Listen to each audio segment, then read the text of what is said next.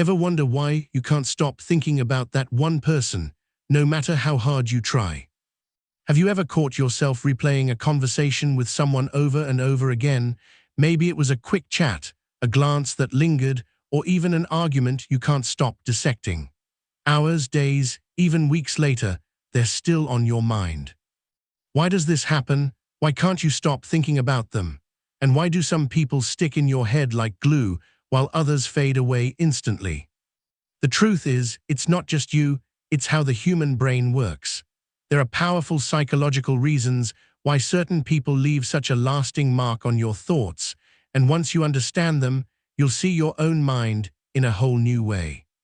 In this video, we're going to break down the real psychology of why someone lingers in your memory. From the emotional fingerprints they leave behind, to the brain's chemical reward loops, and even the pull of unfinished business, each piece explains why your thoughts keep circling back. And stick around, because the last reason might just explain what's happening to you right now. Think back to the first time you met someone who completely caught your attention. Maybe it was a crush that made your heart race, or a deep conversation late at night that felt different from anything else. Sometimes, it's even a painful moment, like a fight, a heartbreak, or someone who helped you through a crisis. Those moments hit harder than the everyday stuff, and because of that, your brain locks them in. Psychologists call this an emotional imprint. Our brains are wired to prioritize strong emotional experiences. When you feel something intense, excitement, fear, love, even embarrassment, your brain treats it as important information. It's like stamping that person into your memory with bold ink, while less emotional moments get written in pencil. That's why you might forget what you had for lunch last Tuesday, but you'll never forget the way someone made you feel during a meaningful or painful interaction. The emotions burn the memory deeper, making it harder to let go of the person attached to it. Real life makes this clear. People often say they remember their first heartbreak more vividly than their first job, or that one kind gesture from a stranger stays with them for years. It's not the person alone, it's the emotional charge of that memory that keeps pulling you back. Here's the awareness tip. The next time you catch yourself obsessing over someone, ask yourself, is it really them, or is it the intensity of the feeling they triggered? That small shift in perspective can help you untangle memory from meaning. Comment if you've ever had one memory that just won't fade. Picture this, your phone buzzes, and for a split second your heart races. You see their name on the screen, and it feels like a little hit of happiness. That rush you get isn't just in your imagination, it's dopamine, the brain's reward chemical, doing its job. Here where it gets tricky, dopamine isn't about guaranteed rewards, it's about anticipation. In fact, your brain releases more dopamine when something is unpredictable. That's why slot machines are addictive. You never know when you'll win. And it's the same with people. When their attention is inconsistent, a text one day, silence the next, your brain gets hooked on the chase. This unpredictability creates what psychologists call a variable reward loop. Your brain keeps you checking, refreshing, waiting, hopping, because maybe, just maybe, the next moment will bring another dopamine hit. That's why you find yourself scrolling their profile, replaying old messages, or waiting for a reply that never seems to come fast enough. Real-life examples: checking social media just to see if they posted something new, refreshing your messages even though you know the notification sound would have gone off, or getting excited at every ding, only to feel disappointed when it's not them.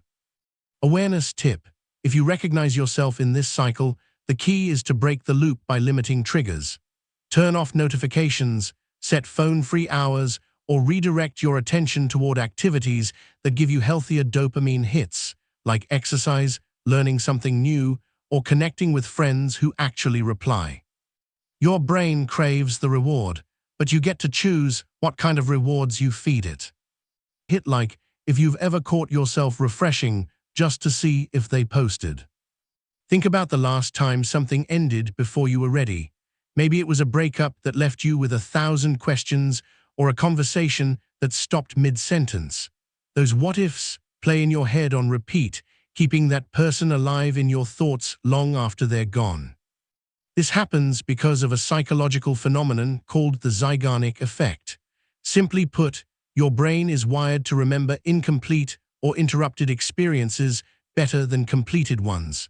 It's like an open browser tab in your mind that never stops running until you feel closure.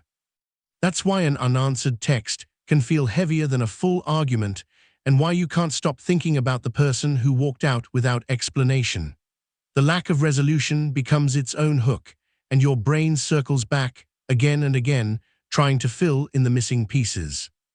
Real-life examples are everywhere, replaying the fight where you never got the last word, drafting a message you'll never send, or scrolling old photos while wondering what went wrong. The more unfinished it feels, the harder it is to let go. Here's the awareness tip. Closure doesn't always come from the other person. Sometimes you have to create it yourself by writing out your thoughts, acknowledging the ending, and giving yourself permission to move forward. It's less about erasing the memory and more about telling your brain the story is finished. So if you find yourself stuck on repeat, remember, the power to close the chapter often lies with you, not them. Tell me in the comments if you've ever written a message but never hit send. So why can't you stop thinking about that one person? Sometimes it's because of the emotional imprint they left behind. The feelings were so strong your brain stamped the memory deep. Other times, it's the dopamine loops that keep you hooked, chasing the next unpredictable reward, like a text or a like on social media. And often, it's the pull of unfinished business, the lingering what-ifs that your brain won't let go of. But here, the key, it's not weakness. It's not that something's wrong with you. This is how the human brain works. It holds on to strong feelings, unpredictable rewards, and open endings. Once you know that, you can start to notice the pattern and step back from it. The uplifting truth is this: while you may not control the first thought that pops into your head, you do control what happens next. You can choose where to put your focus, you can create your own closure, and you can give your brain new rewards that serve you better.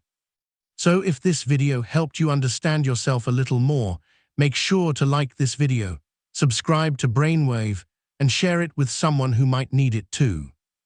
And if you thought this was eye-opening, wait until you see what's coming next, because the psychology of the mind only gets more fascinating from here.